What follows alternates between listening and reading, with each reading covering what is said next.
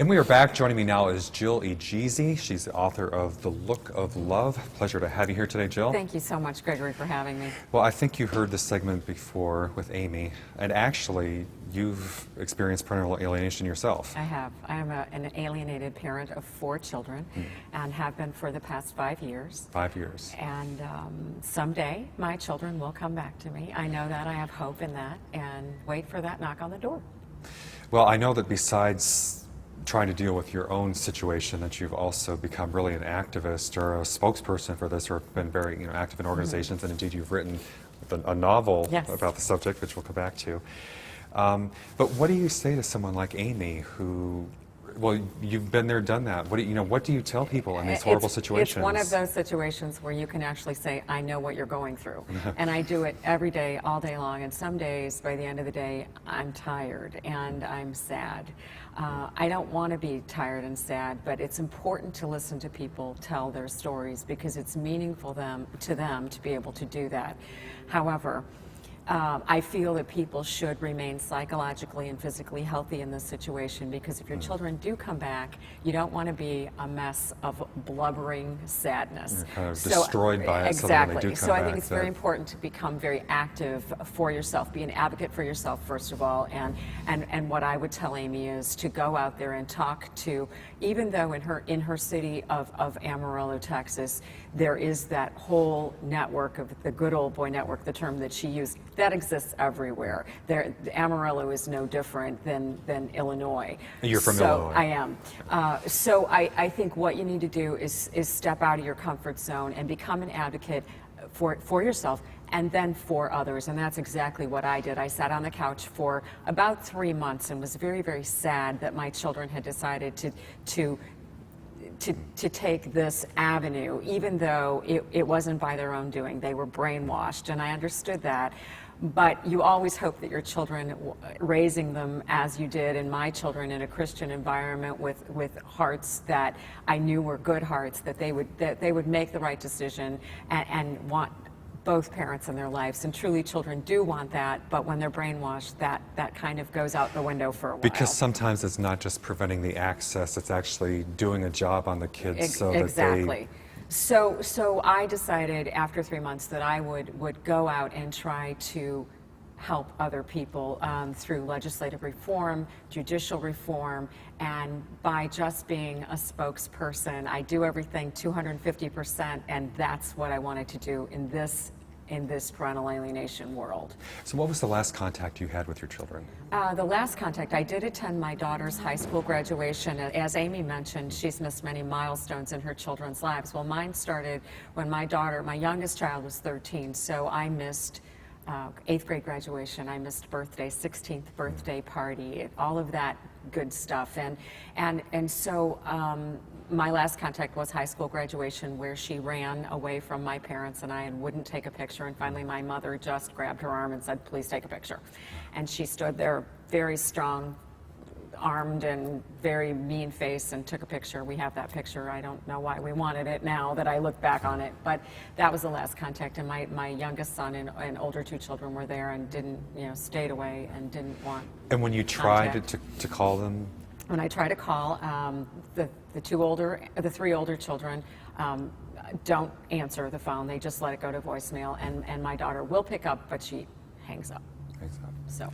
Now, a lot of people, again, as I was saying to Amy, it's easy as an outsider. In fact, well, as you said last night very wisely, it's easy to tell people, why don't you should do this or why don't you do that. But in your case, you have the means. You've spent a lot of money on legal fees. And it's important to exhaust, I think, every avenue that you have in the judicial system, which I did, to the tune of many, many hundreds of thousands of dollars. And I think that you have to attempt everything so that, and I think parents feel that if you don't exhaust every attempt, your children will feel like you didn't fight to get them back. So you want to walk every avenue that you can to make sure that and they knew that you tried everything. So what needs to change? And when you're out there for legislative reform, and she talked about kind of the good old boy network or the closed, what, and I hear about the problems with, either attorneys who don't know what to do or aren't good, or tribal or family law courts that are Right. worthless? I mean, what's the main problem, and how do Well, you address attorneys it? are a big part of it. However, we don't want to alienate attorneys because you need them in many cases. But I think that the whole cottage industry that's been formed by court-appointed advocates, guardian ad litems, attorneys, and judges who work in a vicious circle to promote behavior that is just an antithesis to what's supposed to happen in family court. People are supposed to come away with a great parental agreement. Your children are supposed to have access to their parents. And these people just continue to churn so that they can bill hours and make money off of our children. And that's unfortunate. What needs to change is there needs to be judicial reform. We need to have guidelines for judges that can serve in family court. Did they practice in family law before they were appointed to the bench? You will find that many attorneys never even did a divorce before they were put onto So a no family real court experience bench. in Right, that no particular- experience. We're working on that now in Illinois.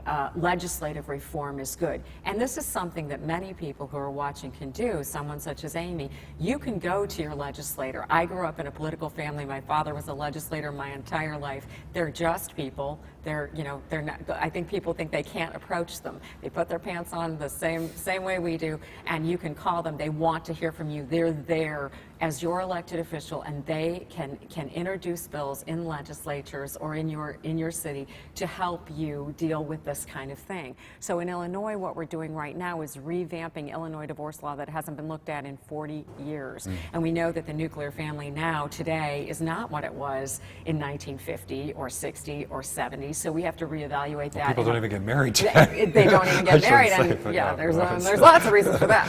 But we need to revamp just the verbiage that we use: custody, visitation. Parents shouldn't have visitation. That's your child. So there's many things that need to change just legislatively, and there are many states who are active right now in trying to do that. So I encourage people to become involved in the legislative process in their state to look at laws that can be changed.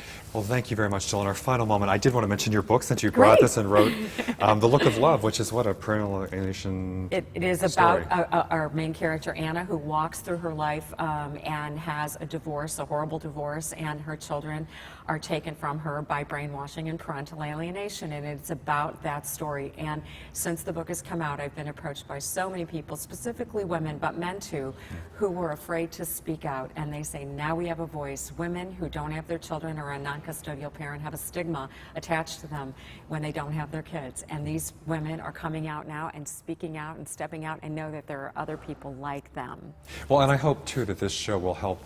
I mean, I've often, just from the stories we've heard and the emails we've gotten from people, I've always felt it worked both ways with men and women. Absolutely. And so, but if anybody who thinks we've only talked about the guy's side, I want to make it clear that we're It's also... a parent's issue, not a gender issue. Exactly. Well, thank you again very Thank much, you Jill, for so being here, much, and Gregory. good luck keep up the great work, and good luck with your situation, too. Thank you. So we'll be right back.